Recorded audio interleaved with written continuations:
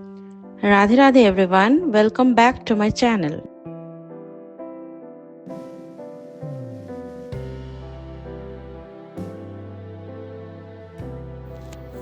सच कहते हैं लोग कि बेटियां जब बड़ी हो जाती हैं तो माँ उनकी सहेली बन जाती है। मेरी भी बेस्ट फ्रेंड मेरी माँ ही है। मैं कहीं भी जाती हूँ या मेरी माँ कहीं जाती है तो हम दोनों डिस्कस करते हैं कि क्या पहनेंगे, कैसे सजेंगे, कौन कौन सी चीज़ें कैरी करेंगे। और अगर कुछ छूट जाता है तो मम्मी मुझे याद दिलाती हैं और मैं मम्मी को याद दिलाती हूँ। और जब भी हमें कहीं जाना होता है तो ज़्यादातर टाइम मैं और मम्मी ही एक साथ निकलते हैं। दिव्य पहले ही किसी के साथ निकल गया होता है और पापा लास्ट में आते हैं लॉक करके, और मैं और मम्मी बीच में निकलते हैं लेकिन साथ में। तो आज भी वही था। कॉलोनी में रिसेप्शन पार्टी थी जहाँ पर हम जा रहे थे, बिल्कुल मेरे घर के पास ही। तो मैं और मम्मी निकले थे। पहले भाई और दिव्य निकल गया था और बाद में जब निकले तो मैं और मम्मी साथ में निकले। मम्मी तो रेडी हो गई थी, मुझे लेट हो रहा था, लेकिन मम्मी ने मेरा वेट किया और मैं और मम्मी साथ में निकले। आने के बाद हमने देखा कि दिव्य को स्वेटिंग हो रहा था तो उसके मामा उसके स्वेट को पोंछ रहे थे और यहाँ पर दिव्य एंजॉय करना शुरू कर दिया था अपने जितने भी ड्रिंक्स और स्टार्टर्स हैं वो। तो आने के बाद ना मैंने उससे पूछा कि आपने क्या क्या खाया, क्योंकि एक्चुअली चल रहे हैं उसके एग्ज़ाम्स, तो मैं देखना चाह रही थी कि उसने आइसक्रीम खाया या नहीं खाया।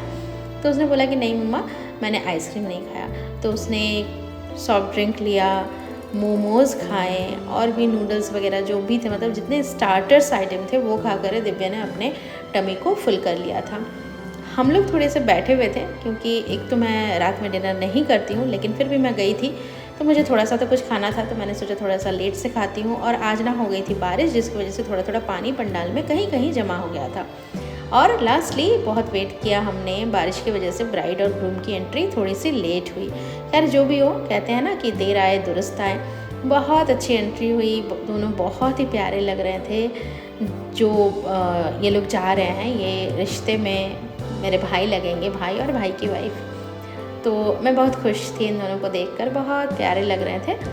और बहुत सारे लोग इनका वेट भी कर रहे थे कि भाई आओ, हम प्रेजेंट करेंगे गिफ्ट आप लोगों को और फिर हम जाएंगे। कॉलोनी की शादी में क्या होता है ना कि सबसे मिलना होता है, तो वो एक और एक्साइटमेंट होता है। इस वजह से भी हम लोग लेट भी होता है ना तो बैठे रहते हैं कि चलो भाई ऐसे तो मिलना होता है नहीं।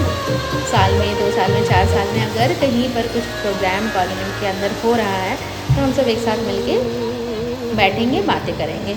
तो यहाँ पर भी एंट्री हो जाने के बाद सबने ना गिफ्ट प्रेजेंट कर दिया और हम सब ने कॉलोनी में जितने भी हमारी मतलब लेडीज़ हैं उन सब ने मिलकर फ़ोटो शूट किया, बहुत सारी बातें की। इससे पहले भी एक शादी थी कॉलोनी में 1-2 महीने पहले, लेकिन मैं नहीं जा पाई थी। तो सभी लोग मुझे मिस कर रहे थे, जो कि सुनकर मुझे बहुत अच्छा लगा। मम्मी आकर बोली कि तुम्हें सब कोई मिस कर रहे थे।